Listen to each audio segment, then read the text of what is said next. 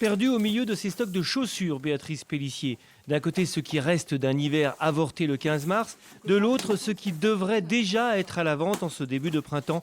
Elle a trouvé la formule choc pour se comparer aux hôtels-restaurants. Eh ben, c'est des milliers de frigos. Des milliers de frigos qui sont pleins et qui ne sont pas prêts d'être vidés, puisque ce stock-là, on le vendra peut-être que l'année prochaine. Périssables, ces chaussures, en quelque sorte, car tellement dépendantes de la mode et de la saison.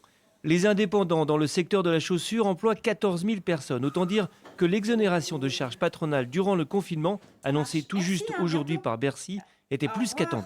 C'est une excellente nouvelle. Je crains en septembre-octobre de la menace de magasins de fermeture définitive, oui.